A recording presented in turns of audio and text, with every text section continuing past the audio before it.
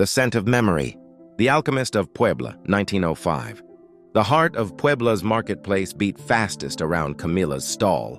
It was not the size of her corner, but the exquisite mystery of it that drew people in. Amidst the clamor of shouted prices and the dusty smell of chiles, Camilla, with her dark, quiet eyes and hands stained faintly with rose oil, was an alchemist. She mixed liquid memory. Her specialty was perfume, not the heavy manufactured scents of Europe, but delicate, living aguas. She had bottles of amber and cobalt glass filled with the spirit of the market, the sharp zest of orange blossom, from the gardens of Cholula, the velvet weight of tuberose, and the bright, hopeful clarity of rain-soaked rosemary. Eduardo, a poet who sold slim, privately printed pamphlets near the cathedral, claimed that her stall was the only place in Puebla where the air was honest. He was a man with ink-stained fingers and a perpetually earnest expression, often found leaning against her counter, simply inhaling. "Your latest, Camilla," he murmured one afternoon, picking up a bottle infused with cinnamon and dried fig. "It is the scent of a completed journey, the smell of a traveler returning to a fire lit by their grandmother." Camilla smiled, polishing a small silver cap. "It is simply called nostalgia, Eduardo. What poem does it remind you of?" "A poem I haven't written yet," he confessed. "A dedication. Your craft is better than mine. You bottle the moment before the word fails." They spoke in scents and metaphors. Her fragrance of white jasmine became his poem about the moon's reflection in a shallow pool. His sonnet about a forgotten saint became her blend of dusty violet and dry cedar. They were two halves of the same sensory soul, bound by the fragile art of making the invisible tangible. Their favorite was a blend of rose and orange blossom, a bright, tender scent that, for them, represented the promise of every new morning. The Empty Market Corner, 1906. The day Eduardo came to say goodbye, the air was thick with the coming rainy season.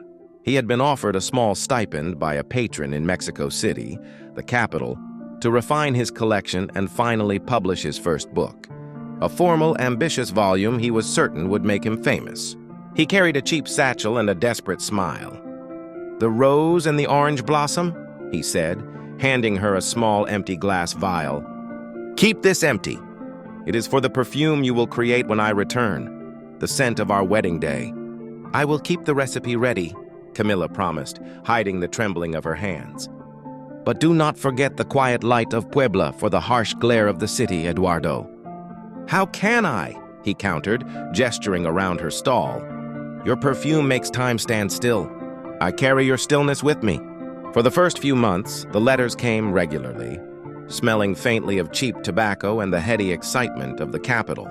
He wrote of lectures, of literary salons, of the struggle to find the right publisher, and always, he ended with an elaborate description of a scent he missed from her stall. Then the letters slowed. A month turned into two. Two turned into 6. His name began to vanish from the literary gossip sections of the few papers that reached Puebla. The demands of the city, the weight of failure, or perhaps the discovery of a new, faster-paced muse, had claimed him.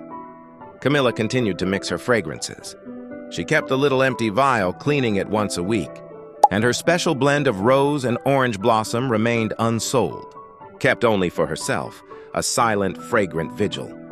The Scent of Memory, 1928. 22 years passed. Camilla was no longer the quiet young woman in the market. She was a beloved institution, her dark hair now streaked with silver. Her hands were still steady, her nose still keen, but the spark of immediate, youthful ambition was replaced by the serene acceptance of routine. She had found a quiet dignity in her solitude. It was a slow, damp Tuesday. The market was emptying early. Seeking refuge from the persistent drizzle, Camilla decided to visit the dusty, shadowed Puebla City Library, a place she rarely frequented, preferring the reality of her garden over the fiction of books. She was browsing the local history section when her eye snagged on an unfamiliar spine tucked low on a shelf. The book was thin, cloth-bound, and its title was printed in a faded, unassuming script, Camilla, The Scent of Memory. Her breath hitched a physical shock. Her name. With shaking hands, she pulled the book out. It was a collection of short, intimate poems, mostly simple descriptions of sensory experiences. She turned immediately to the dedication page.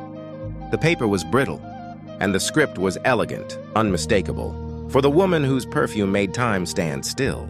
Tears, hot and unexpected, blurred the fine print. He had not become famous.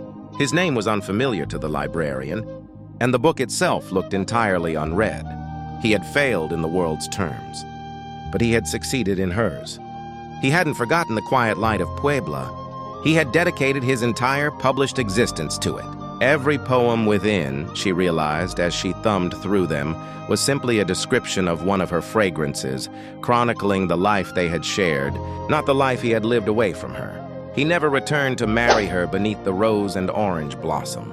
Instead, he had sent a book, a small, enduring monument that proved her stillness had won over the capital's hurry. He had never made time move forward again after leaving her. He had simply preserved the moment of their love in verse. Camilla left the library with the dusty book clutched to her chest. Back in her cottage, beneath the oil lamp, she opened the empty glass vial he had given her 2 decades ago. Then she dipped a dropper into the rich oil of rose and then another into the bright essence of orange blossom. As the familiar sacred scent bloomed in the air, time, at last, stood perfectly still.